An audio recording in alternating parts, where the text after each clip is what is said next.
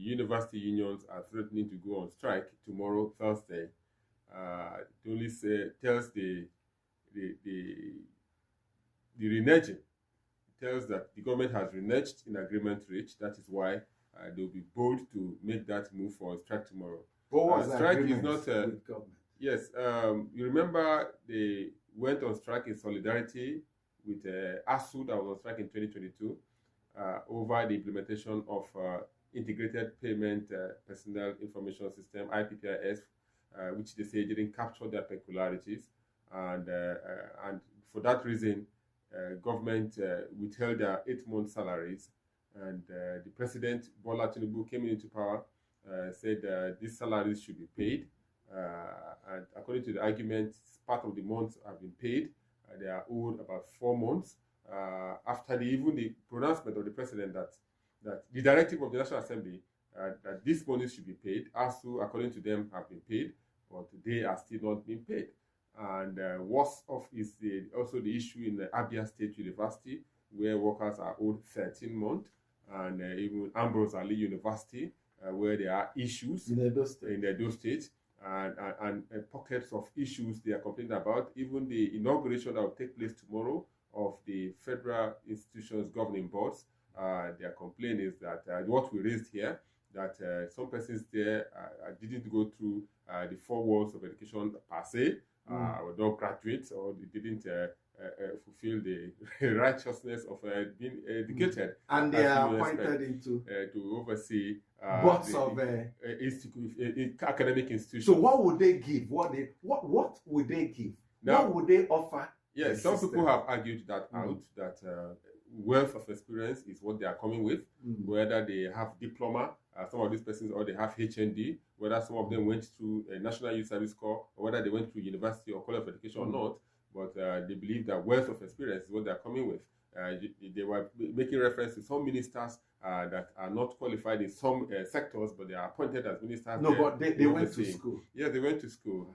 Even citing references like Chris Ngige, former Minister of Labour and Employment, who is a qualified medical doctor, but he came to the Ministry of Labour and spent about 8 years overseeing their affairs. The grounds is not more about who you're putting where. The part of the issues raised by Nasu and Sani is that people who don't understand the university education, who didn't go through it, you put them on the board of universities to set guidelines. But you and I know that these boards are a political settlement, whether they want to argue it or not. They are political cronies, associates that they have appointed in these boards. And I must tell you, Amici, what we are discussing now should be interesting to government, because if you are not careful, there will be rounds of crisis in various institutions when these boards begin to misbehave. Some of them are just going there to see how much the institutions have, and how much they can loot, and how much contract they can get, and how much of their brothers and sisters they can pull from the villages to employ in the university system. Like the issue that they're spending in the University of Abuja right now with the academic staff and the management, where they say the outgoing Vice Chancellor Professor Abdurrashid Na'Allah, who some persons have said performed exceedingly well, but there are a lot of issues hanging. They say he employed staff a few days to his departure, and without approval of the governing board. I saw university.